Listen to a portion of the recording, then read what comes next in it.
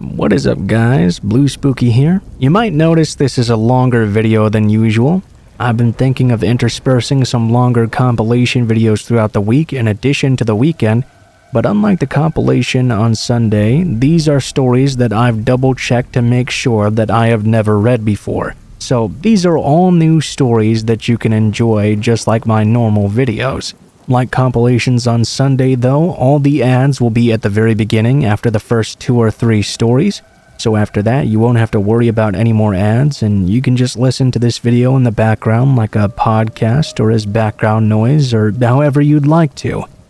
Let me know what you guys think, and without further ado, I will let you guys enjoy the stories in this video. Please enjoy and have a great day.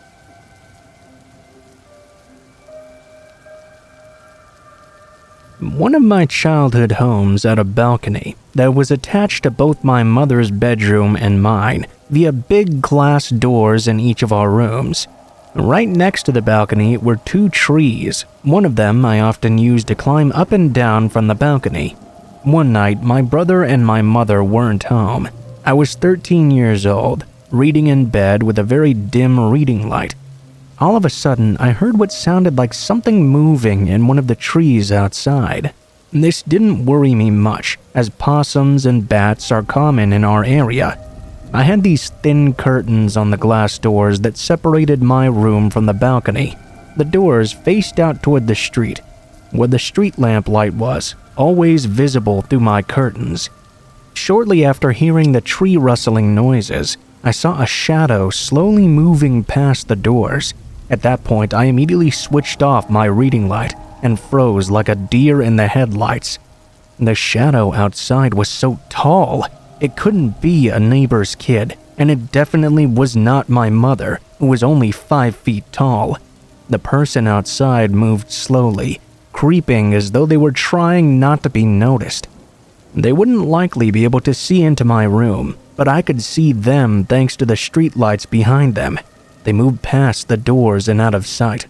I sat there unable to move or even think about what to do, other than be absolutely still. That was until I heard another sound. The sound of someone clearly trying to open the glass door to my mom's room. I didn't know if she had locked them or not, but I wasn't taking chances. I moved as quickly and silently as I could to my bedroom door and locked it up tight. I listened for what the person was doing now. They were still jiggling the door handle, but it sounded like the doors were refusing to open. I felt a bit of relief that this person couldn't get in. Surely all I had to do now was wait for them to realize that. Then they would just leave. I heard light footsteps move back along the balcony to my set of glass doors now. I saw his shadow stop directly in front of them. Again, I froze. He couldn't see me, and he couldn't know that I could see him either. I saw the shadow of the man's hand reach up to my door handle. My heart stopped. Had I locked those doors today? I couldn't remember. I had been out there earlier. What if I'd forgotten to lock it? The seconds leading up to him grabbing that handle felt like an eternity. Thankfully, when they tried to open the door, it didn't budge. It was locked. I sighed such a sigh of relief. I was worried he might have actually heard me. It seemed he didn't, though. After this, he began pacing the length of the balcony. I didn't have a cell phone, and the landline was at the other end of the house. I was too scared to take my eyes off this person. I was silently crying and praying they would just leave. Then I heard him stop moving. I could just break the glass, you know. Before I could even process this, I saw car headlights turn around the corner of my street, then stop at our property gate. It seemed my mom was now home. The person on the balcony moved out of sight. When my mom came inside, I was absolutely hysterical. I was barely coherent, telling her what just happened. Eventually, I did manage to get the message across. She called the police, but they never found or caught anyone. A neighbor did report a truck in the street, though, that matched the description of a truck that had been reported recently for attempted child abductions near my school. The school was only a block away.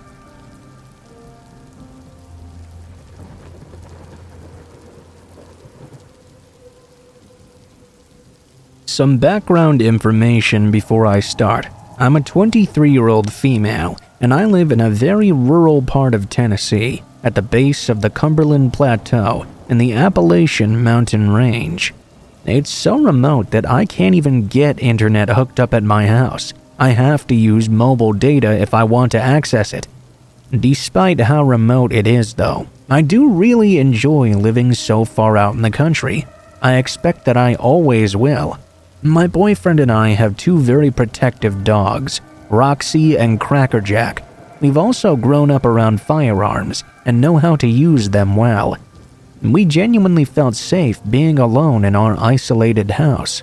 We have a 2.5-acre property, and our closest neighbor is over 3 acres away. No one has any reason to bother us and come onto our land uninvited. This happened to me back in late November. I was enjoying my night off from work as a caregiver while my boyfriend was working late. He would not be home until 2 or 3 in the morning. This didn't really bother me though, as I've stayed overnight at my house plenty of times alone in the past 2 years. I decided to go to bed early and wake myself up in a few hours when my boyfriend was supposed to get home. That way I would be awake to greet him. I climbed into bed with both of my dogs and fell asleep around 1:30 in the morning or so. My bigger dog, Roxy, started growling deeply at the bedroom window and woke me up sometime in the night. I tried to get her to hush, fairly certain there was a coyote or something roaming around our yard, but she suddenly started barking extremely loud. I heard something crash and fall outside against the bushes by my bedroom window. Roxy bolted to my bedroom door and started scratching it, still going crazy and barking while trying to get out. I quickly got up out of bed with my other dog. I grabbed my loaded revolver from under my bedside table and carefully opened my bedroom door. Roxy sprinted to the front door and started clawing at it like she was going to break it down. I paused for a second before opening it. If it really was just an animal out there, I didn't want my dogs loose to sprint after it in the darkness and possibly never be seen again. I decided to look out the window that was beside my front door and get a sense of what I was dealing with. What I saw more than shocked me. It honestly scared me. There was a man wearing jean shorts and a white tank top, running away from my house and heading towards the road. I didn't know if I should release the dogs to chase them or call my boyfriend or the police. After a moment, I decided to call the local sheriff's department. I explained to the dispatcher what had happened, making sure to mention to her what the trespasser had been wearing. Dispatch told me they would send a deputy out to my area immediately. She asked me if I wanted to have them come by my house so I could make a report as well. I said that I did. After I got off the phone with dispatch, I called my boyfriend and told him everything as well. He immediately said he was leaving work and coming home. When he arrived, he grabbed a flashlight and the dogs and started looking all around the outside of the house for any traces of this intruder. He didn't find anything except for the damaged bushes underneath our window. We waited for nearly 2 hours for the deputies to arrive, but they never showed up at all. I didn't receive a follow-up call of any kind either in the days that followed. My boyfriend came to the conclusion it must have been one of our shady neighbors or something that lived a couple miles up the road from our house. That very well may have been true, but what bothered me the most of all was that the place the stranger tried to enter the house was my bedroom window of all places, where I had been sleeping. If he had just looked to rob us, why didn't he enter through the front door or the garage or the back porch? Also, all the neighbors know we have dogs. It seems like this intruder hadn't been aware of that. I don't know, maybe it's just paranoia and me jumping to conclusions, but I don't think this guy was interested in robbing us. I think he may have been up to something much worse.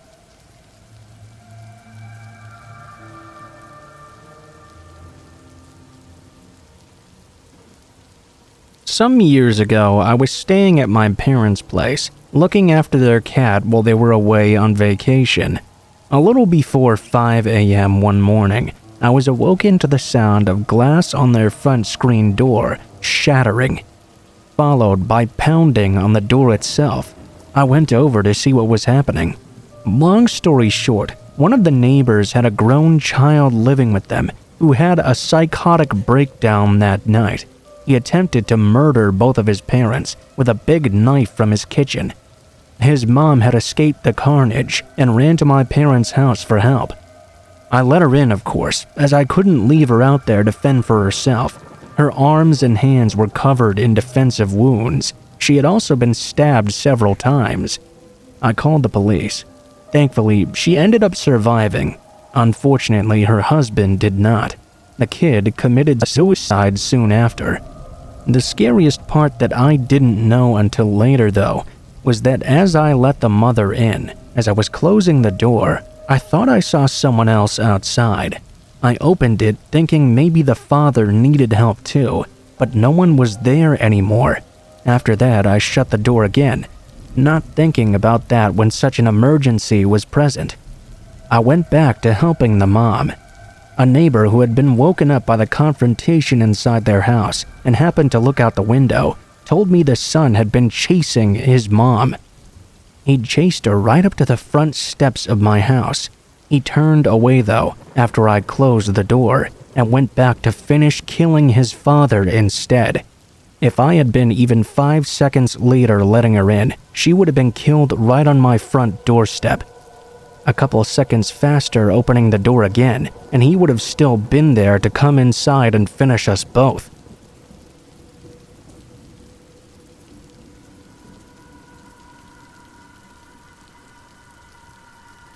I have a coworker named Paul who was in the Navy back in the 1970s.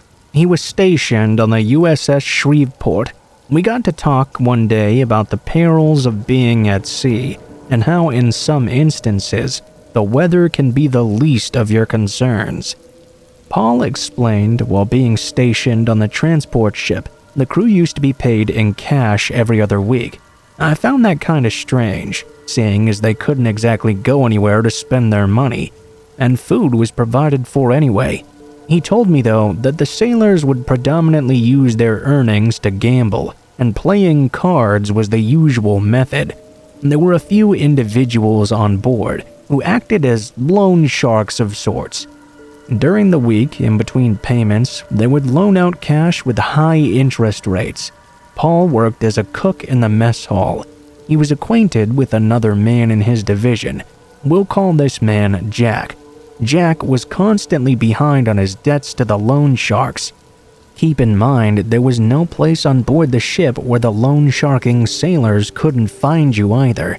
It's not as though you could seek help from the officers. Jack finally fell so deep into debt, he was never going to be able to repay what he owed.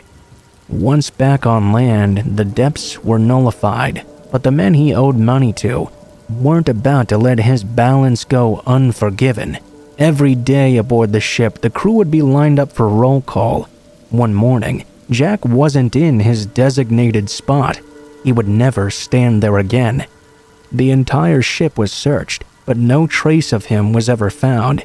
It's only speculation, but Paul believes that Jack met a grisly end and was thrown overboard after. I mean, what better place to dispose of a body than over the side of a Navy vessel at night? An investigation was conducted. The entire crew was questioned, but no proof of foul play was ever uncovered.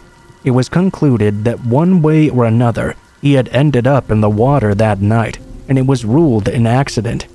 The problem with that, though, is that aboard every ship, regardless of the weather or time of day, there's a watchman stationed at the stern, keeping an eye on things and watching for anybody who's fallen overboard specifically. For such a poor soul in the water, that vigilant sailor is their one and only chance for rescue. If they fail to spot you, you're as good as dead.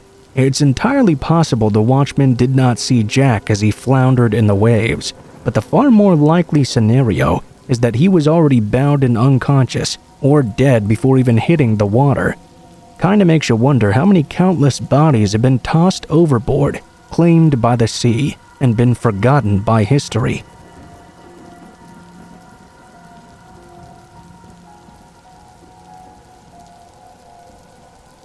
I had pulled over one night to discipline my two young children when a car pulled up beside me and told me there had been a wreck just over the next hill. Traffic was completely stopped, so they suggested I take a side road that detoured the wreck entirely. I thanked them and they left soon after. I decided not to take that road because I'm from the country and I didn't want to get lost. As I drove by the detour road, I looked over, only to see the same couple had stopped and gotten out of their car. There was nothing but woods all around. It was just getting dark, and that's all I could see. The next morning, as I drove by the same road, I saw a dead-end sign just past where the couple had gotten out of their car. It still gives me the chills when I drive past it now, and it's been 15 years since that happened.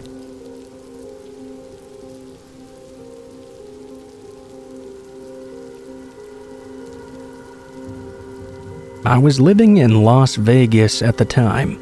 I was 19 years old, and I lived in a trailer park in Northtown, a not-so-nice area of Las Vegas. The trailers were all about 10 feet apart at best. At about 11 p.m., I heard the sound of what sounded like bodies flopping on the ground from the trailer next door. It sounded like someone was wrestling or fighting or something. There was no yelling or loud voices or any other sort of sounds, though. Then I heard the screen door of the trailer open and a car speeding off as quickly as possible. I thought nothing more of it and kept to myself that night. My roommate was currently at work and wouldn't be home until the morning. I went to bed soon after. I was awoken, though, to a tapping on my front door. As I opened my eyes to check what was going on, I saw a police officer holding a shotgun leaned against my window. I woke up in a real hurry after seeing that and answered the door right away. The officer told me I had to vacate the premises immediately for my own safety. Apparently, those sounds I'd heard earlier were from my neighbor who'd stabbed and killed someone in their trailer.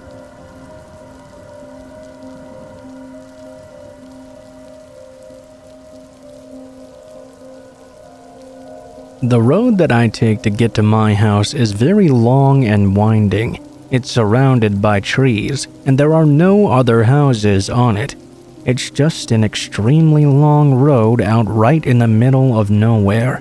7 years ago, in fact, a car with 4 people inside crashed into a tree on that very same road. It was an extremely big deal at the time because everyone in that car died. Supposedly, there was something wrong with their brakes, and the car just kept accelerating faster and faster, then finally hit a tree that was located almost at the very end of the road. Every day when I drive down that road, I think of how scared everyone inside that car must have been as they flew down that winding road at 100 miles per hour and finally lost control. I literally think about it every time I drive down it. Last weekend, I was driving home from work, and I had gotten off late. It was around 2 a.m. or so. I was driving down that road. The road was unpaved and very rough, so unless you have the right tires, you had to drive low and slow. I was driving down, going about 15 miles per hour, when I saw some people randomly standing next to a tree. I stopped the car after I passed them by, and saw in my passenger side mirror that there were 3 people walking toward my car. I immediately had a very bad feeling and hit the gas. I sped the rest of the way down the road, much faster than I ever had before. It was around that same area where the 4 people had died in that crash 7 years ago, actually. I only saw 3 people there, and I don't believe in ghosts or anything.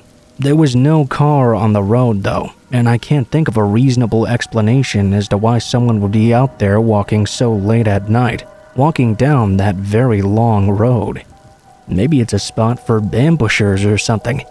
Every time I drive down that road at night now, I'm afraid I'll see those people again. I wonder what might have happened if I hadn't driven away from them.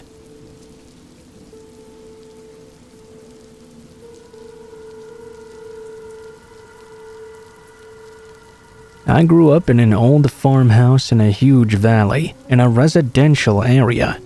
One night, my parents were out of town, and my aunt was staying with us to watch us. I was around 12 or 13 years old at the time. Me and my sister were playing on our trampoline, which was about 5 feet from the edge of a wooded hill. It was already dark outside, and it was fall as well.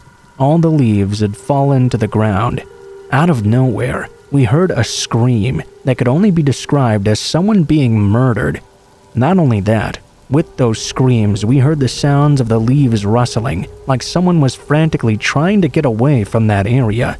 My aunt heard it as well and came from inside the house. She ran out and saw us looking toward all the screaming. All of a sudden, it stopped completely.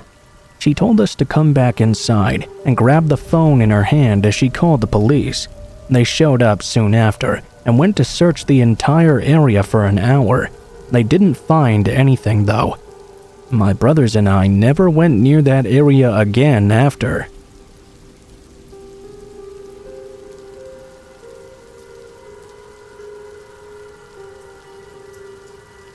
Let me start this up by saying that I'm 5 feet and 130 pounds, former military as well. I may be a bit on the smaller side, but I don't scare easy. I got hired by a security company, working the graveyard shift. I had a specific routine too. I had to go to certain areas and hit them with a magnetized wand key to unlock doors and gates at specific times. It was nothing I couldn't handle though. I was already a bit of an insomniac, and driving helped to clear my mind, so the job was almost ideal for me. After turning on a new route for a few days, I was ready to hit it on my own. This specific route took me to the edge of the city where the warehouse was. It was firmly country out there. There was no traffic and very few light posts either. Even the cell service was sketchy as well. I didn't understand why, but the guy that trained me was part Native American and seemed to be very adverse to this route for some reason. I soon came to understand why he felt that way though. The company cars we drove were hybrids, which were very helpful. I didn't have to stop for gas at all during my route. The night started off fairly normal. I picked up my keys from dispatch, checked the vehicle, and hit most of my points on schedule. I had my work phone and my personal phone in the cup holders of the vehicle. My giant flashlight was secured firmly to my hip. I made my way out to the outskirts of town to hit my next checkpoint. I exited the highway and didn't notice anything unusual. No traffic, no people, the area was very dimly lit and quiet as usual. I pulled around the warehouse to the side gate where my checkpoint was. That's when I noticed a dark figure standing under the light post a few yards away. Strange, but not exactly a crime. I continued to make my way forward, only to notice it seemed the figure had simply disappeared into the mist. Now I was spooked. I froze and didn't want to get out of my vehicle. I didn't want to lose my job either, though. I talked myself up into getting as close as I could to the gate without actually getting out of my car, hitting the checkpoint quick and getting the hell out of there. I tried convincing myself that I hadn't seen what I thought I just had. The figure had simply walked away quickly through the darkness and I'd missed it. Just as I approached the light post, though, my damn car turned off altogether. It was almost like the battery shorted out. There were no lights, and it refused to turn over. Soon after, the light post shorted out as well. There was no way in hell I was getting out of my car now. I tried to call dispatch on my work phone, but I couldn't get through. Next, I started calling my coworker from my personal phone, but same thing. I tried hitting the steering wheel, and eventually the car turned back on. I floored it all the way to the highway, nearly forgetting to turn the headlights back on. I didn't go back to that checkpoint all night either. When I was questioned about it by my boss, I explained what happened. He simply said, "No one told you?" Apparently everyone knew something weird was going on at that warehouse, and no one had bothered to tell me either, convinced they were all either individually crazy or because they thought I wouldn't believe them. I pleaded to be put on another route, but was softly denied. Before I reached the area the next time I was on patrol, I requested my supervisor to meet me at the checkpoint should my vehicle malfunction again. He informed me he would be a few minutes behind me. Now more satisfied that everything would go all right, I exited the highway. It was a typical quiet scene, but I was on edge. I felt my paranoia kicking in. I turned the corner to the checkpoint. The road was empty. I took a quick look around and got back in the vehicle. As soon as I closed my door, though, I saw a woman standing in the middle of the street. Slightly creeped out, I closed my door and tried to get a good look at her before calling dispatch. She had long hair that was covering her face and was staggering around in a strange way. She moved over to the side of the road opposite the warehouse, leaving me just enough room to pass by. I decided to chance it rather than wait for such a strange person to approach me. I floored it. The vehicle started to act strangely a few feet past the woman. I screamed beyond frustrated, punching the steering wheel. I called my supervisor, only to receive no answer. In the rearview mirror, I could see the woman walking toward me. Then she ducked out of sight. I freaked out. Suddenly, the woman jumped up from the passenger side window and started screaming at me like she was a banshee on fire. She began to bang her bony fists against the window. All I could do was keep trying to turn the ignition. The woman kept banging the window and screaming about how she could see me. She hit the window once more. She kept pounding and pounding. I considered trying to make a run for it, but before I could decide, I saw headlights of another vehicle with their high beams on rounding the corner. The woman turned and ran and vanished out of sight. I noticed there was a small crack on my window. I turned my key again, and the ignition kicked to life. The car that came around from the warehouse turned out to be my supervisor. He called me up and instructed me to follow him to the nearest gas station so he could check out the damage that was done to the car. Once we got there, he found a few scratch marks down the side of my vehicle. There were also some dents in the passenger door where it appeared someone had kicked it. Of course, there was also the small crack in the window. I really had no idea what to think about that. We reviewed the security camera footage and saw my vehicle drive up to the checkpoint in perfect condition. So I guess that girl really did all that damage. That was enough for me to resign from my position. I decided the day shift was the place to be after that.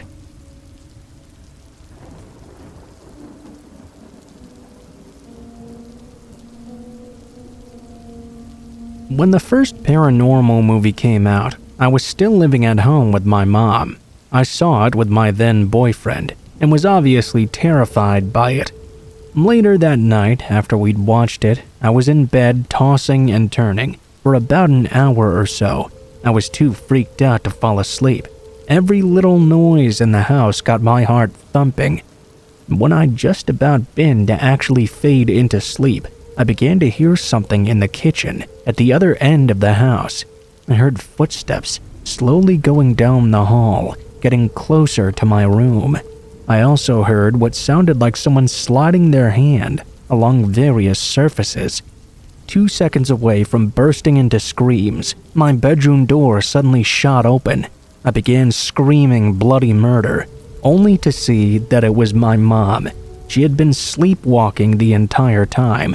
She began screaming too, as she'd just woken up standing in the middle of my bedroom, which made me freak out even more.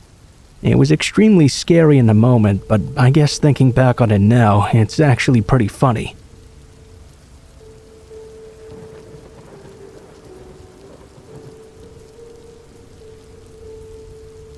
I was 4 years old, camping with my family.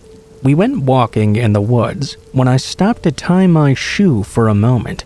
My parents also slowed down, but they were walking a little ways ahead of me.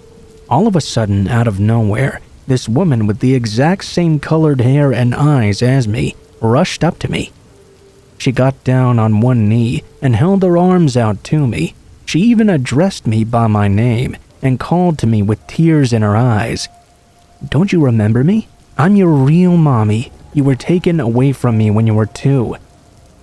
I was immediately terrified. I ran away from the woman to my parents and tried to tell them about the lady. When they looked back, They only caught a brief glimpse of her running away, and this messed me up for years. I really thought that lady was telling the truth until I was about 10 years old or so.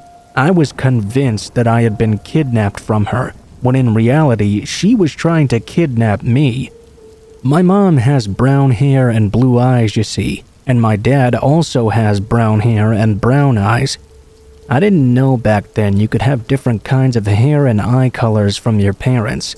I have blonde hair and green eyes, and that lady, whoever she was, took advantage of that to try and kidnap me.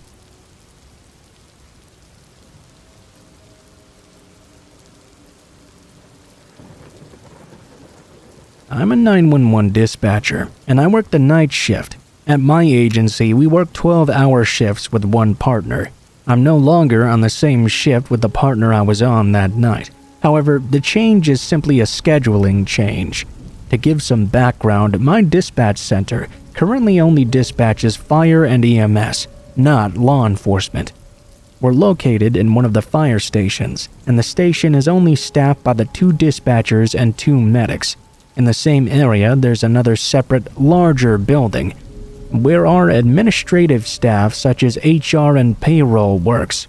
During the regular work week, nobody is in that building past 1700 hours, or on the weekends. In that building, there's a very nice updated firefighters' quarters, which includes a large kitchen, a pool table, a couple of large and comfy couches, and a television. Our department is a volunteer department, so the firefighters' quarters are not staffed or occupied unless there's a special event, or someone decides to crew the station for a night. Being on such long shifts, I sometimes cook when the phones aren't ringing. Our area also has a small kitchen. We're often missing a pot or a pan, so we'll venture over to the nice updated quarters because they have what we need or are missing. About 3 or 4 months ago, late at night, I was trying to bake some banana bread, and we of course did not have a bread pan. It was around 2:30 in the morning, and I told my partner Mike I was going to run over to the admin building real quick to see if they had what I needed. I grabbed my badge that allowed me to buzz into our buildings after hours and walked out the door. I started walking across the parking lot and took in the fresh, chill yet crisp air that met me. It was a short walk over to the admin building. I flashed my badge up to the buzzer and heard the lock click. The night was extremely dark, and only the building's exterior lights were on, so the inside was dark as well. I walked in and turned to my immediate right to buzz into the firefighters' quarters. I had my iPhone playing my Spotify playlist and tucked it into my back pocket. I walked into the firefighters' quarters and flicked on the 2 kitchen lights, but left all the others off. I began sorting through all the cabinets trying to find my bread pan. I was having quite a bit of difficulty finding it though. I decided to look in their large walk-in pantry instead. As I'm ruffling through everything though, I hear a muffled bang from outside the firefighters' quarters, out in the main lobby. It wasn't extremely loud, but it was loud enough for me to hear it over my music playing. I stopped and froze. I thought for a second that maybe Mike had followed me over to come check on me or something, since it was taking me so long. That was quickly debunked though, when I realized 2 things. First, even if he was worried, he wouldn't leave dispatch without anyone at a console ready to answer a 911 call. Second, I had my cell phone on me, so he would have just called or texted me, not followed me over. My second thought was I must have left the doors unlocked on accident, and somebody had followed me in. That was also quickly debunked though. The doors aren't manually locked and unlocked. They automatically lock about 10 seconds after the initial buzz in. I quickly found myself on edge, but figured it was probably just the loud air ducts, or perhaps the heating kicking in. It was a very large building after all. I kept rifling through the pantry without further incident. Still no bread pan though. I exited the pantry and closed the doors, and walked over to the sink to check in the dishwasher, thinking someone may have used it already and not put it away. Soon after I walked to that area though, a strong, unpleasant, very recognizable scent took over my senses. It hit me all at once, and I couldn't believe how repulsive it smelled. As an EMT, I was able to identify the scent right away. From the few times I'd encountered it, it smelled like that of a decomposing body or something. I started commenting to myself how wretched it smelled, and that the firefighters really needed to man up and do a better job of keeping up with this area. Not a second after I'd made my remark about lazy firefighters, I heard a deep, manly scoff and a chuckle coming from the other side of the quarters. I was not immediately alarmed, only slightly startled. I walked over to see who the hell happened to be in there at such a late hour. Without knowing what they were doing, I walked out of the kitchen expecting to meet someone wearing the fire department clothing, but nobody made themselves readily known. I followed up with a curious, "Hello?" I made an awkward chuckle, as well as thinking about how stupid I must have looked blindly looking for this firefighter who'd startled me. There was nothing and nobody around, though. I can hardly explain the feeling, but an ominous presence washed over me. My eyes began watering, my arms were raised with goosebumps, and my heart was almost doing backflips in my chest. I looked left and right to find nobody there still. I walked over to the light switch and flipped them all on. All of them switched on, except for the one closest to the couches and TV. I just about lost my stability. I looked over at the dark section with the couch facing away from me. I just imagined a crazed killer laying on the couch with a sinister smile spread across their face and hiding from me just out of sight, ready to jump up at any moment. I began rationalizing though and realized I was being way too dramatic. I had to use my badge not once but twice to gain access to the area where I was in, so it was clear nobody was there who shouldn't be there. I spoke up again, now really thinking it was a firefighter messing with me. It wouldn't be cool, but it wouldn't be out of the ordinary either. "Hey man, you scared me. I'm just trying to find a bread pan. How come you didn't tell us you were crewing tonight?" I began approaching the couches, hoping someone would answer me. Nobody responded though. I stopped about halfway from the lights to the couch and waited for another second. "Okay, screw off, dude. It smells like literal death in here. You need to clean the hell up. It's nasty." At this point, I was getting real mad. This guy was messing with me. It seemed like a cruel and mean thing to do. Still, no one answered me though. I started to second guess myself. Maybe it was my music that somehow sounded like someone laughing. I took a deep breath and went to grab my badge. I closed the dishwasher. It was clear I was not going to find my beloved pan. I walked over to where I'd previously smelled that bad smell, and much to my surprise, it no longer smelled like that anymore. There was still a lingering, unpleasant odor, but nowhere near as strong. I slammed the dishwasher shut and turned to leave. I switched off the lights and pressed the bar to walk out the door, when I heard what sounded like nails against the textured wall coming up from behind me. I whipped back around, getting ready to lay hard into this jerk trying to scare me. I wanted him to know how screwed he would be once the chief got wind of all this. After all, it was way too early for these kinds of shenanigans. I was way over it. Despite being a smaller female, I was gonna teach this idiot a lesson or two.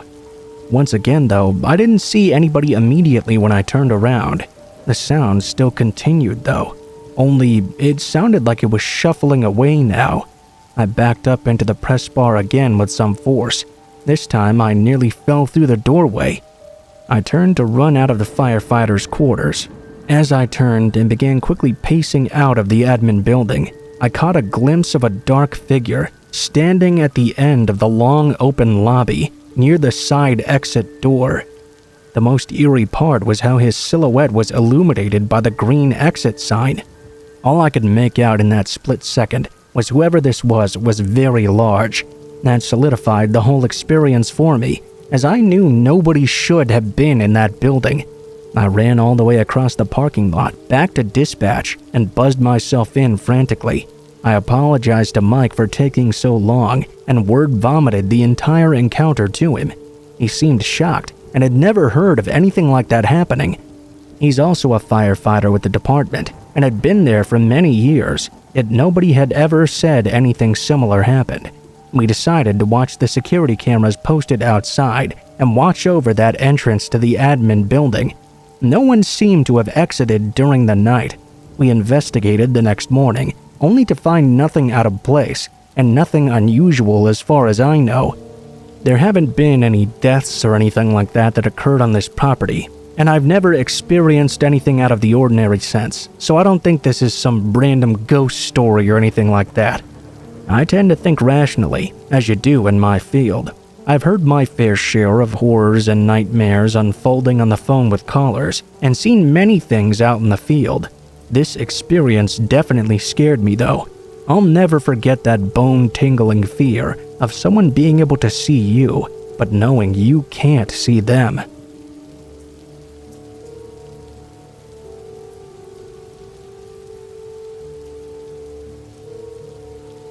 My hometown hit the national news on April 16th to April 23rd, 2017. The Facebook killer was found at a local McDonald's and was chased towards the downtown area, where eventually he offed himself. This story is about my very close encounter with that man. I'm a 25-year-old female. It all started on Sunday, April 17th. It started out as a normal day. I woke up around 3:30 p.m. as I worked the night shift at a local fast food restaurant.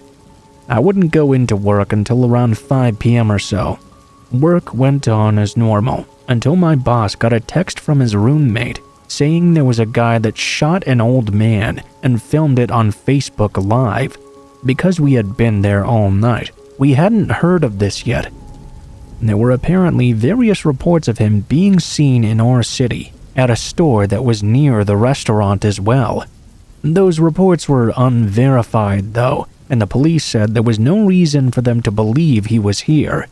My boss dismissed it as a social media frenzy and a bunch of misinformation, although he did make sure to double-check our lobby doors and make sure they were indeed closed and locked.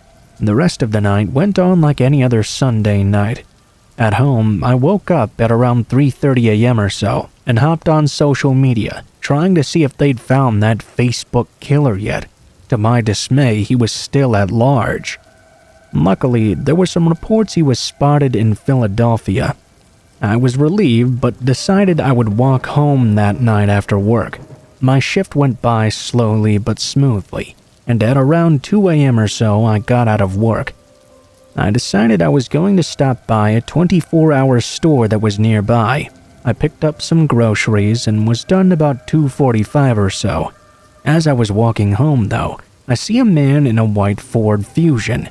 I was extremely paranoid at this point, so I dove into some bushes, hoping and praying he didn't see me. The car ended up pulling into another fast food restaurant, but without stopping the car, he turned around and pulled away. I continued to sit in those bushes until his headlights were out of sight. I then booked it home and went straight to bed. The next morning, I woke up and found out that the Facebook killer had been seen driving in my city once more. Driving, you guessed it, a white Ford Fusion. He'd been spotted the previous night, about 500 yards away from where I work. While I was hiding in those bushes, that sighting of him was shortly before the police chase started that eventually ended in him losing it. I understand the story might not seem particularly scary on the surface, but to me it could have meant my life had he seen me. He stated on a Facebook Live video that he was going to kill as many people as he could before the police caught him.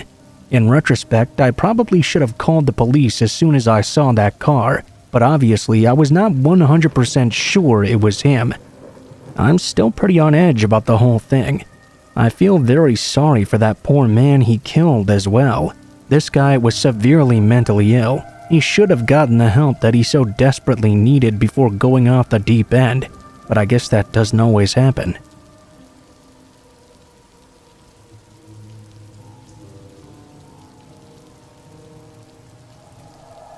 This happened to me last spring. I live in a quiet part of northern London and attend a very academic all-girls school in my neighborhood. Since my school is so extremely prestigious, we were required to complete the Bronze Duke of Edinburgh program as part of the school curriculum. When our first ever expedition was coming up, we all felt pretty confident about it. Since we were a useless bunch of teenagers though, our teachers thought it might be helpful for us to practice setting up at least a little bit beforehand. I didn't really like the sound of that. It all was just so utterly creepy to stay in school overnight on some tiny playing field in a far corner of the campus. The most disturbing part to me was that this field faced an abandoned building. Even though it was separated by a stone wall, it still looked extremely creepy. It was one of the only abandoned houses in the neighborhood, and the fact it was such an oddity made the situation even worse. We came to school that evening to practice setting up the tents. It was honestly kind of weird seeing the school without any students in it. It seemed so much bigger than it was in the daytime. I was in the same tent as my best friend Kate. She was assigned to my group for the expedition. As I expected, I was not able to fall asleep easily in that tent though, so I kept going through my phone until it was late at night. I was sure that everyone was asleep, including Kate. I started to drift off about 2 a.m. Then though, it started to rain. It was in that moment I understood that I should have been listening to the teacher's explanation of how to correctly put up a tent, because it slowly started to fill up with water with us inside. I imagine we probably hadn't zipped up the outer layer properly, so I gathered every bit of strength I had and climbed outside, leaving my phone behind. I struggled for a while, but ended up successfully zipping up the tent. By the time I was finished, I was soaking wet, so I decided to grab a dry hoodie from my PE kit.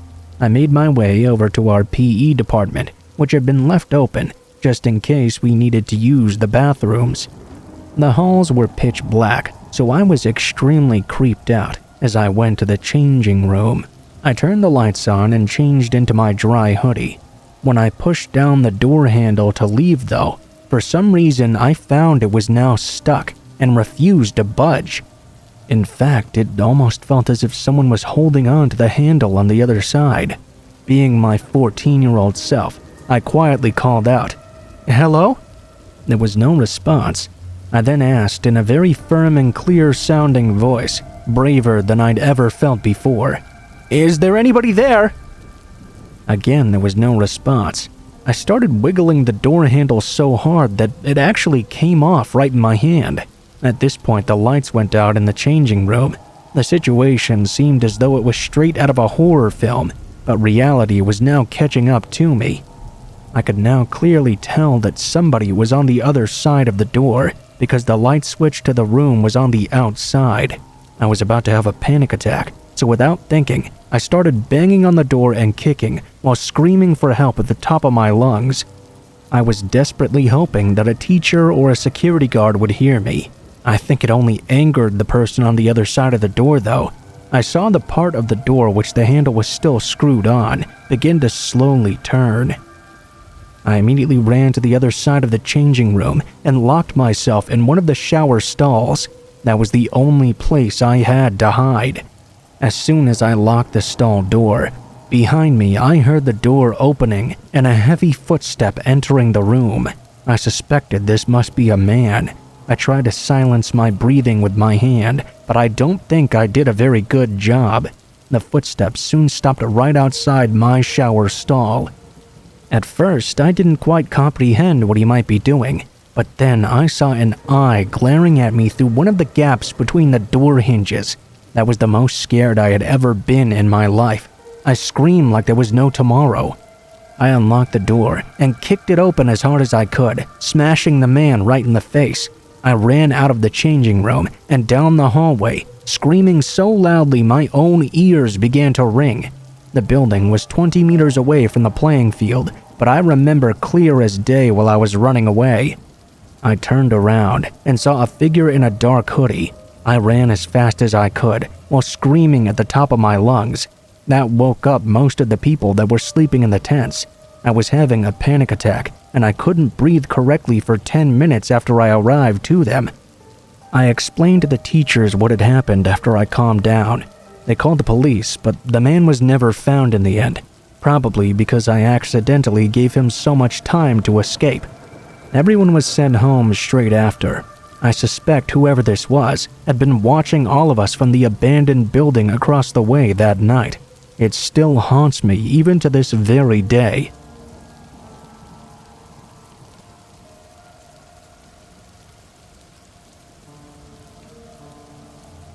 When I was 12, my family lived in an isolated house deep in the woods. I remember it was December just before Christmas, and we were gathered around the Christmas tree in the living room, watching TV. Maybe around 10 o'clock or so, I decided to go to bed. My bedroom was on the ground floor, while everyone else's was upstairs. I remember I fell asleep without much trouble, but later on that night, I awoke seemingly for no reason at all. I rolled over to face the window that sat next to my bed. The side of the house where my window faced was pressed right up against the trees. For anyone to look inside, they would have to walk through the undergrowth and duck under some branches just to come close enough to it. That was the reason I didn't have any curtains. I figured there was no point to having them in the first place. When I woke up though, a terrible, vulnerable feeling washed over me. Right then, a feeling I had never experienced before came to the front of my mind.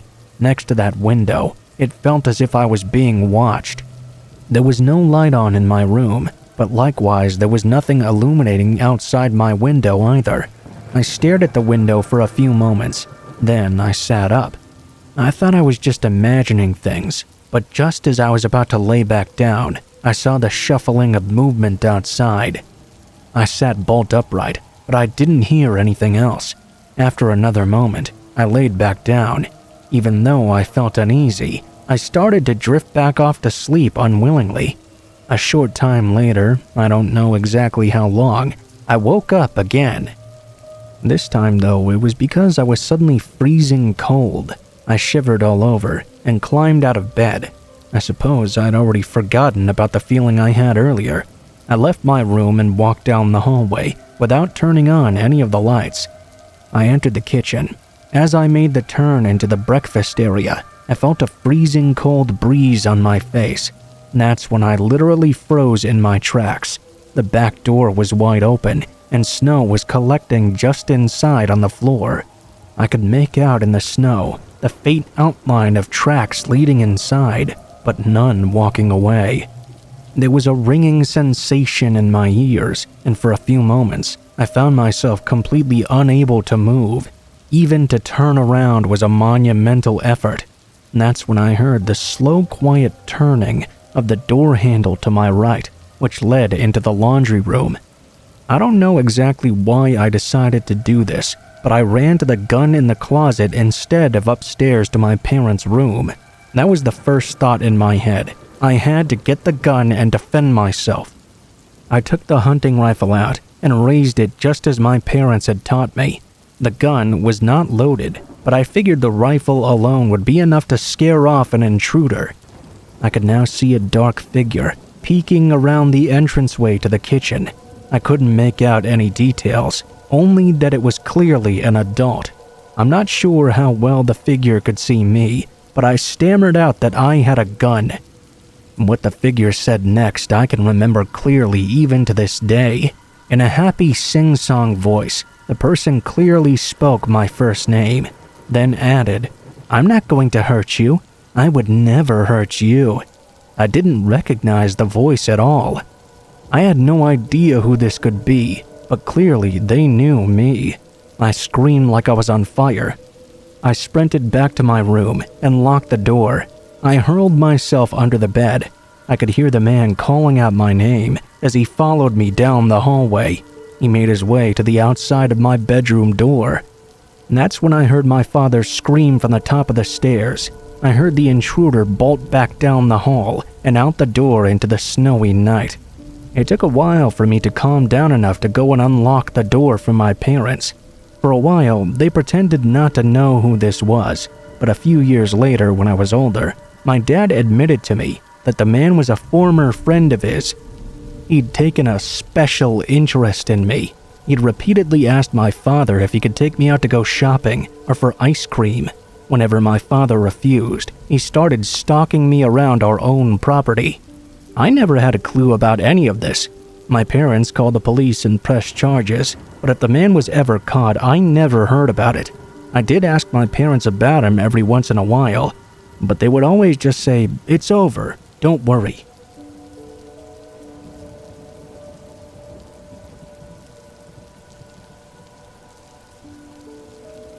When my mom was 17, she and my grandparents went for a hike in the Belanglo State Forest in Australia.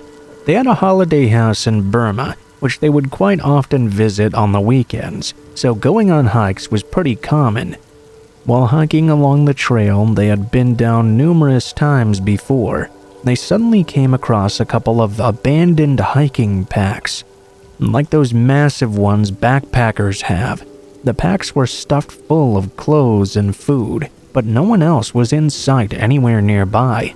There also weren't any obvious signs as to why they would have been left behind like this.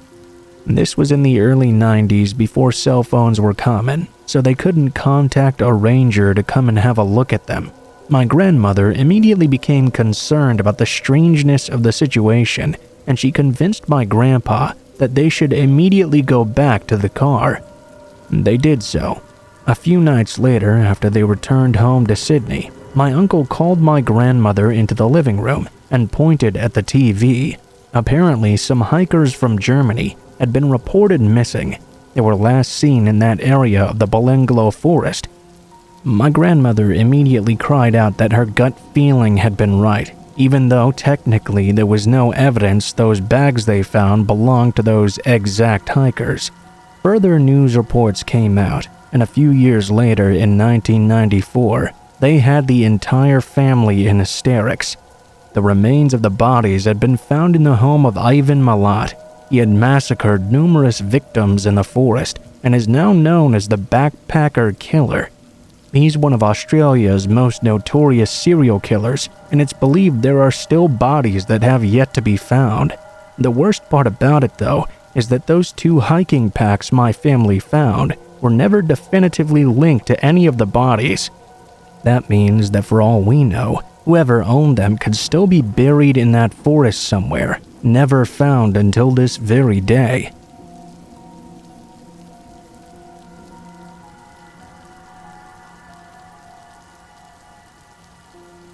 On my 18th birthday, my two best friends and I grabbed a hold of a bottle of tequila and took off in my dad's car. We went to the old arcade by the shore of Lake Michigan. It had been closed down for a few years because, no joke, Jeffrey Dahmer had apparently targeted one of his victims there or something. And the police had sealed the place off to collect some evidence, and it was just never reopened to the public. On the far side of the building, though, there was a skate floor. One of my friends knew there was a way to break in through that area. Our plan was to get drunk and skate around before heading to the arcade. We knew we couldn't actually play any of the games.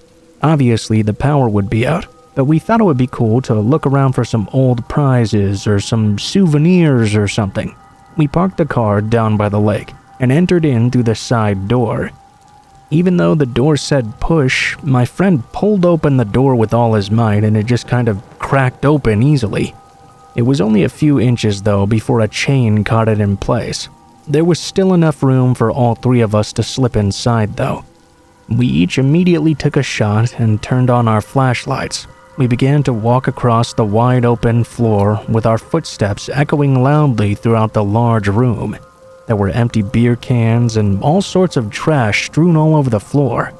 We decided to strap on the skates we'd brought with us and ride around in the dark anyway. Yeah, we were some of the dumbest kids you've ever seen, but come on, we were having some fun. We didn't even make it one lap around though before one of my friends tripped over something hard that was sticking out of the ground. We all stopped and shined our lights over to the area and discovered the obstruction was actually a red candle of some sort. It had been melted down so far to its base that it had basically sealed itself against the floor and become a bump. Being the dumb kid I was, I took an awkward swing at it with my skate. and knocked off a chunk of wax. I was going to keep right on skating, completely oblivious to the possibility of tripping over anything else, when my friend scanned his flashlight around the ground further. He discovered a big circle had been painted on the floor. Inside that circle were many other circles intertwining, and there were at least 5 or 6 other candles scattered about the entire area. I laughed and said, "Damn, some real exorcism shit went down here, man." My friend skated into the center of the circle, where something had clearly been burned there. The floor had long ago been scorched with black. I kept laughing, but my friends were more curious than amused now. They kept examining the circle, and another friend raised their flashlight to the ceiling. Just above the circle, somewhere in the rafters above, she noticed something. She then called out to us, "Hey, do you guys see anything up there?" My other friend and I glanced up, and we saw what appeared to be a few chains of some sort dangling from above. Something large and bulky was suspended just out of sight in the darkness. I leapt up and swatted at one of the chains. That was incredibly stupid because I was wearing skates and I fell flat on my ass. When I came back down, my friend immediately started choking and screaming though, not because of me, but because apparently when I'd smacked that chain, something wet had struck her head from above. My other friend shined his flashlight on her. We discovered some sort of dark red liquid dripping down her face in between her eyes, and down her nose as well. We all freaked out and bailed, not even bothering to take our skates off properly. We awkwardly rolled back to the car, and my friend drove out of the property with her skates still on. She insisted she thought someone had followed us across the property lines, and that she'd heard heavy footsteps pursuing us. I don't recall hearing anything though, but I was pretty buzzed at that point, so it might be paranoia or it might have actually happened. I couldn't really tell. I also forgot to mention that before we drove here, I had a few beers. Being a teen, I was pretty much a lightweight. Unbelievably, we made it home safely that night without crashing. We were at that place less than 20 total minutes. That building is gone now, demolished since long ago. Whatever we saw that night, it's long gone now, and I don't think we'll ever find out what it was. That begs the question though, what exactly was being suspended from the roof? I'll never be able to answer that question, but I have a very sneaking suspicion that the dark red liquid that struck my friend in the face was some sort of blood.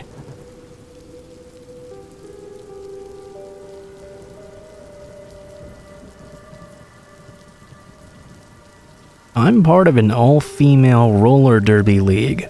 I would wake up at 6 and practice skating on the local basketball court for about 40 minutes. Then I'd hit the gym. Then I'd meet up with my team around 8 or so.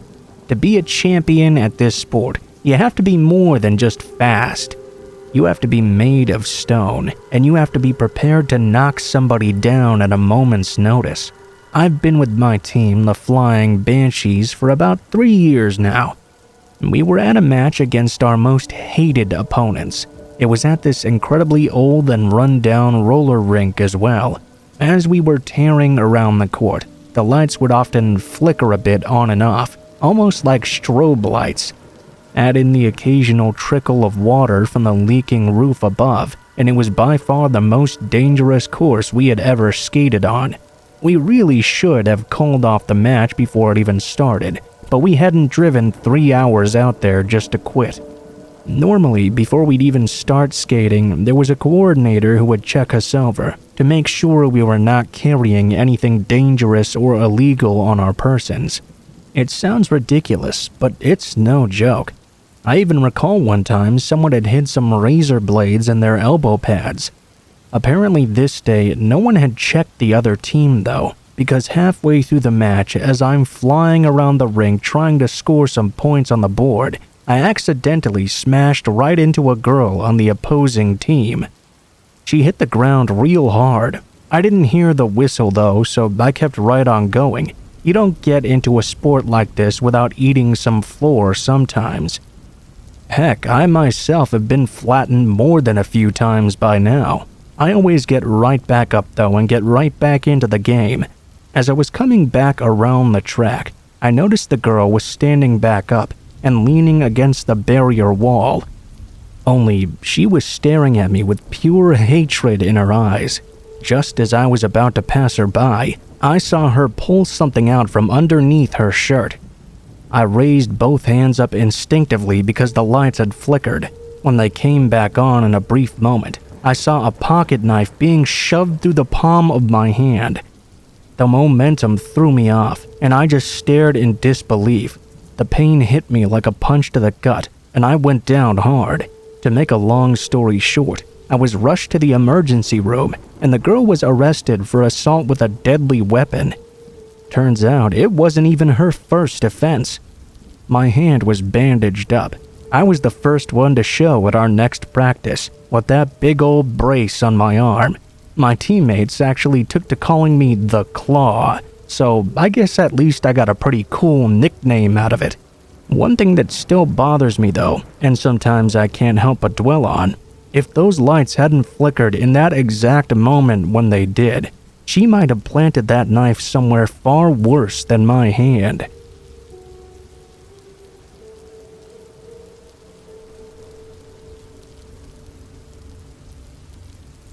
Back in the late 90s, my parents used to run a local skating rink in the small town I grew up in. There wasn't very much to do around that town, so most of the time my friends and I would hang out there at the rink. We weren't exactly the rebellious type, so we didn't do anything like go out back and smoke cigarettes or anything like that. We were all just about having fun skating.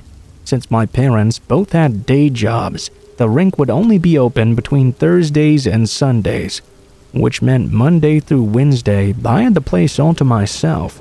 They would often have me meet them there after school, and I would either do my homework at one of the tables or throw on a pair of skates and roll around. They would then take care of the business stuff in the back. One rainy afternoon in February, when the rink was decorated all over with pink and red hearts for Valentine's Day, my mom and I stopped off there after she picked me up from school. I didn't have any homework to do that night, luckily, so I had the freedom to roll around all I wanted, while my mom took care of some paperwork in the back office. As I was out on the skating floor, doing laps while the Bee Gees were playing over the PA system, I noticed what looked like the silhouette of a person ducking behind one of the barricades. The lighting wasn't very good though, since the place was technically closed right now. Only about half of the overhead lights were on. I was used to skating in the semi-darkness, but I would be lying to you if I said it was completely safe. There were lots of isolated spots where you couldn't really see just beyond the barricade. Being a dumb kid, I ignored that possibility of a creepy figure crouching in the darkness and just kept on skating. A few minutes later, I'd made it to the far side of the rink to step off the skate floor when all of a sudden an arm shot out from behind the barricade and grabbed my face. A hand wrapped around my mouth and covered my eyes. Seconds later, I felt another arm wrap around my neck in a chokehold. My skates were jerked out from beneath me as I was being dragged away sideways. My legs were dragging behind me.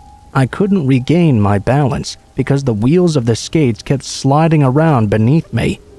Had the intruder continued to simply drag me away, I probably would not have been able to escape from their grip. For whatever reason though, they decided to try and lift me up off the ground, maybe to get a better grip on me. My feet left the floor and were no longer sliding. I took advantage of that moment to try and kick the guy as hard as I could. My skates connected right with the middle of his shin. The man cursed and stopped in his tracks. I kicked him over and over again until he released me. By some miracle, I landed on my skates well enough to skate away like a bird flying across the skate floor to the other side of the rink. I glanced behind me to see the figure exiting out the back door, holding his leg in pain with a limp. A minute or so later, I explained to my mom through a river of tears what had just happened.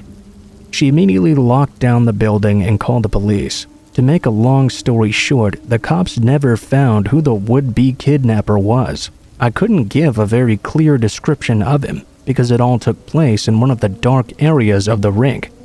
Needless to say, this put a stop to my after-school skating sessions for a while.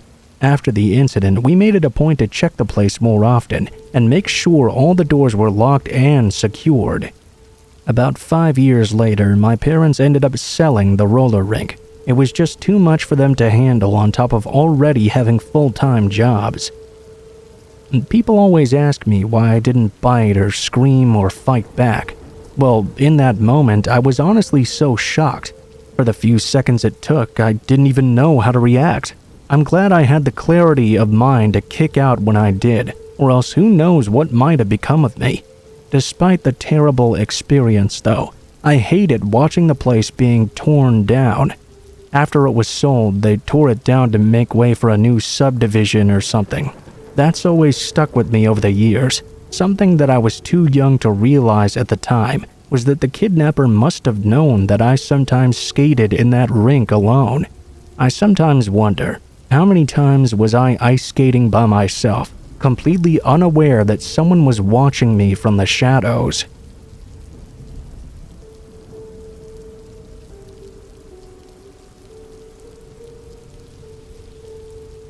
My twin sister and I rent a small house at the end of a cul-de-sac. Beyond the tree line in our backyard is a chain-link fence, and behind that fence is a closed-down Toys R Us store. Now, I don't recommend anyone else try this, as it's technically trespassing, but ours is a unique situation. We couldn't resist taking advantage of it. When big franchise stores go out of business, they liquidate all their stock.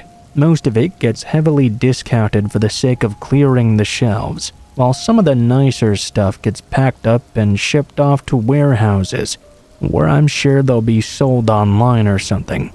Quite a bit of it, though, is just junked away.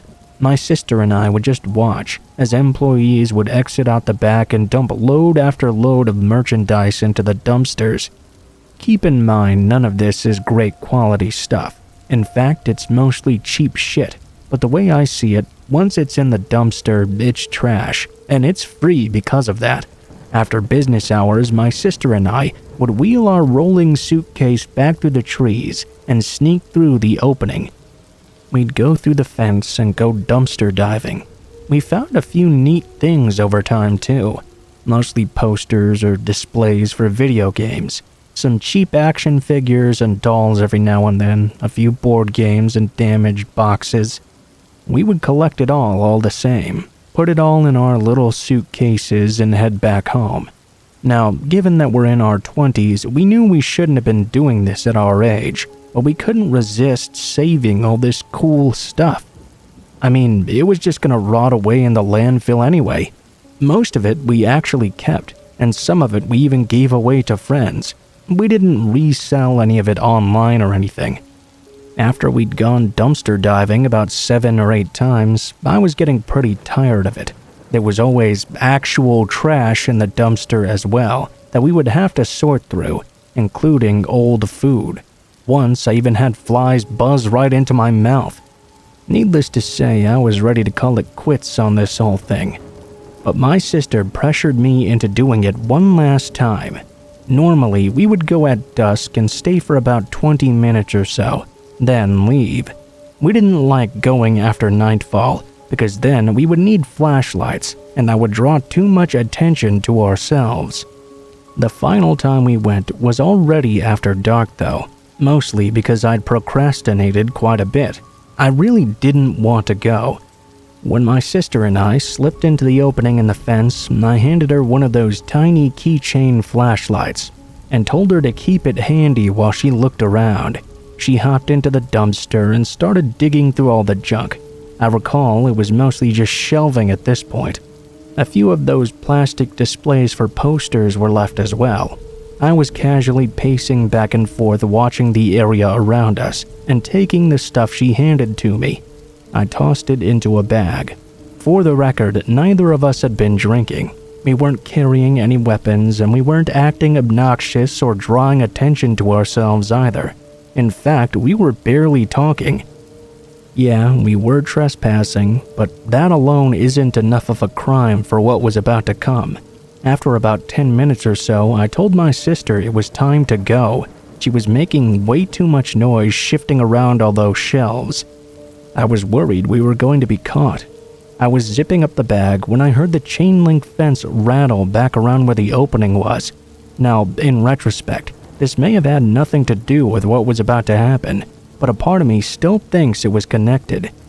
I didn't have a flashlight myself, so I couldn't check the area to investigate. I had entered that fence though often enough to know exactly what it sounded like when someone passed through. I started tapping the side of the dumpster, telling my sister to hurry the hell up. She pulled out a cracked Iron Man mask and handed it to me, then began to crawl out of the dumpster. Right as her feet touched the pavement, the lid of the dumpster swung down hard and slammed itself right on her fingers. The sound of the lid falling that hard was like a bomb going off. I jumped about a foot into the air, and my sister cried out in pain and started cursing. Next thing we knew, there was what sounded like a war cry coming from behind the dumpster. A man stepped out from behind, clearly having closed the lid himself. He stepped out swinging and swung one of those retractable nightsticks right at my head. It was pure luck that I chose to step backward in that moment and barely dodged the blow. The baton made a loud clanging against the dumpster. The man screamed like a madman and swung at me again. I yelled for my sister to run. We abandoned the full suitcase and sprinted toward the front of the building. The man was still chasing after us, screaming in a language we couldn't understand. He was right on our heels at first, but my sister and I were both in pretty good shape, so after a while we left the guy in the dust.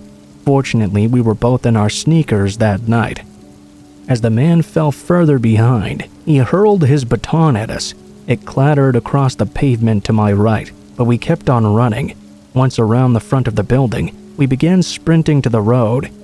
The guy turned the corner after us and slammed right into one of those freestanding cement poles that are normally located by the entrance to prevent cars from driving through the doors. I glanced over my shoulder, only to see him hit the ground and immediately pop right back up like he'd barely felt it. We kept on running. We made it to the intersection, and I shoved my sister in the direction of the house. I told her to keep running. This is the part that blows my mind. Not only was the man still chasing us, but he was still screaming at the top of his lungs. Now he'd pulled out a stun gun, which was buzzing loudly in the air as he ran. I neglected to mention this earlier, but this man was clearly not a security guard either. He was not wearing a uniform and was completely out of his mind. I yelled at someone who was idling at the stoplight to call the cops, then took off in the opposite direction. Fortunately, after I crossed the road and ran down a few back alleys, I ended up losing the man. I could still hear him screaming though. I doubled back as I watched him run in between parked cars up and down the street, clearly furious he had lost us. I kid you not, he then set one of his own sleeves on fire. I cut back around a gas station and made it for home. I heard the sirens approaching in the distance. When I got home, I discovered my sister was already safe, although one of her fingers were broken, and she ended up losing 2 of her fingernails as well thanks to the dumpster lid.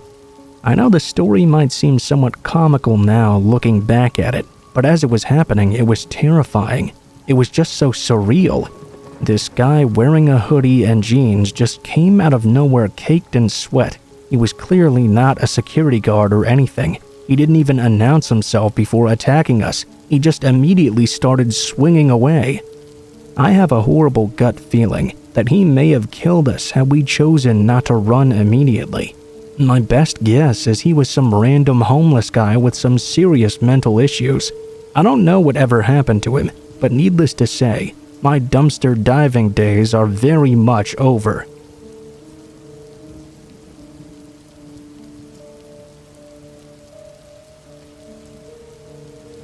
So, the other night, my friends and I were walking to the movies at around 9 p.m. As we were heading through the plaza where the theater was located, I decided to stop and have a quick smoke in front of the empty storefront that used to be a Toys R Us. My friends all paused to wait for me, and pulled out their phones while I leisurely peered through the window into the darkened store. I noticed the front doors were locked with chains on the outside. It was a bit weird how they were secured like that from outdoors where someone could easily break the lock and go inside. As I looked past my own reflection and let my eyes wander down the rows of empty shelves, I noticed a faint glimmer of light from down one of the aisles. I moved a few steps over and tried to get a better look at what this could be. When I noticed it again, I realized it wasn't a source of light in itself. It was a reflection of 2 points of light.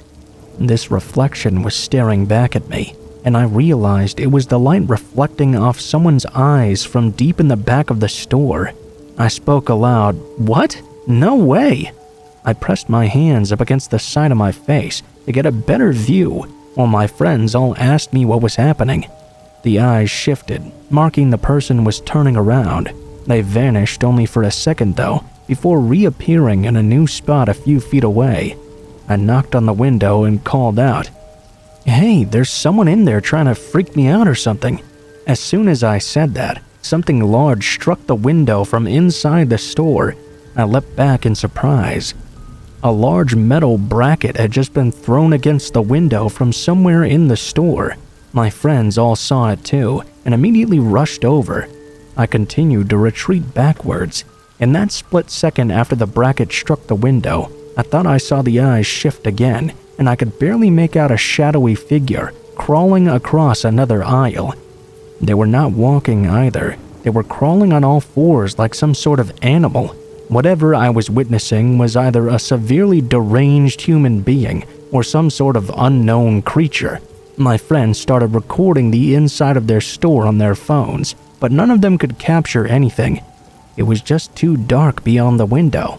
I dropped my cigarette and immediately started walking away. Even if this was some prank, I was done with all that shit. We saw the movie as we intended and walked home using a different route without passing by that store again. I'm gonna be honest, after the movie I pretty much forgot all about the encounter until recently. I guess when something strange like that happens to you, your subconscious just kinda swallows it up and chooses to overlook it. You know, it just kinda doesn't make any sense. Can't really be categorized since you don't know what it was all about, so you just kinda don't reflect on it. I did some research and apparently that building is going to be demolished next month.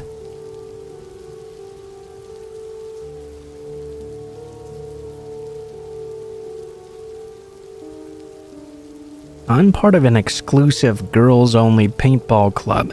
Normally, we meet about 8 or 10 times during the summer months to battle in designated paintball areas. On one occasion during the off months, though, we chose an isolated private location to meet instead. When the economy crashed back in 2008, my neighboring town went to complete shit, and most of its residents took off. Because of this, there was an abandoned shopping plaza that was hidden behind a small section of woods. This area used to house a Toys R Us, a Kmart, and even a Goodwill before the whole thing was shut down. It had been deserted so long that 6-inch grass was growing up in between the cracks in the parking lot. Of course, there were chains and fences blocking off the property, but after scoping it out a bit, my girlfriends and I concluded it wasn't being actively monitored, and security wasn't making regular stops either. We decided to turn it into our personal battlefield. We broke open a few doors so we could run through the abandoned stores and make it more fun. Plenty of fixtures and shelving had been left abandoned. We dragged some of it out to the parking lot to use as obstacles for cover. We spent most of our Sunday afternoon there, paintballing and recoloring the whole place with splotches of red and blue everywhere. We were enjoying ourselves quite a lot actually, until we heard over the radio an emergency notice to stand down. Apparently, someone had been injured. We all gathered in what used to be the Toys R Us stockroom and discovered that one of our friends had fallen down a hidden shaft that had been hidden underneath a tarp lying on the floor. It was about an 8-foot drop and was only accessible by a ladder. It led down into some kind of a basement area. Our friend was bruised and shaken, but she would be just fine. A few of us helped her climb out, but myself and 3 others took flashlights down into that section of the basement. We soon discovered something very unnerving at the very end. There was a row of iron shackles bolted into the wall. There were scratch marks on the floor and wall too, and what looked to be long dried blood. It almost resembled some kind of torture chamber. A feeling of dread overwhelmed me. I can't quite explain it, but have you ever been to a place where you could just tell something terrible had happened there before? The iron chains didn't appear to be that old either. One of my friends approached the scratch marks on the wall and indicated to us that they appeared to be fresh as well. We gathered up our crew and left, making sure to take everything with us that may leave clues as to who we were. We anonymously reported our findings to the police, and we never returned to that property again.